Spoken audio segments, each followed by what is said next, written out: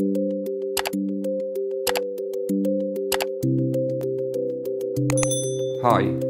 today we're going to look at a watercolour technique called wet on wet.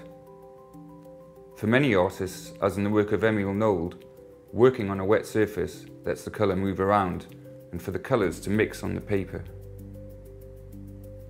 I'm going to use 3 colours to mix up 2 separate washes.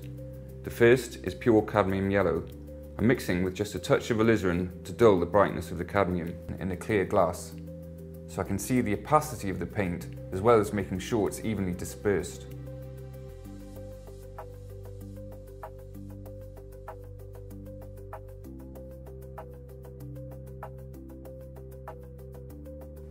The second wash is dominated by cerulean blue.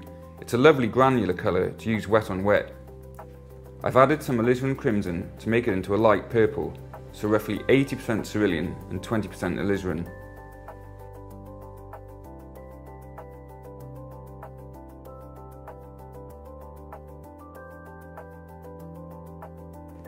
I'm now wetting some of the paper here with water. You'll see why in a moment. It may not be obvious, but my work surface here is tilted at about 30 degrees.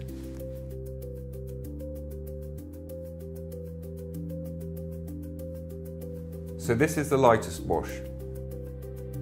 Already we can see the contrast where the paper has been left dry, as it's staying white against the yellow of the cadmium.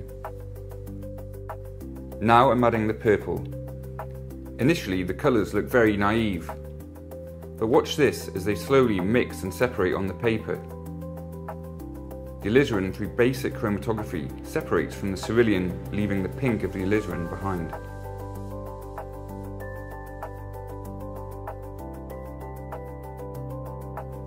I'm just going to take away some of the excess water from these hard lines with my brush. The tones I'm using are mixed slightly darker than I would with a dry on dry technique, because they're diluting with the water already on the paper. Look here at how the sediment of the cerulean settled into the texture of the paper.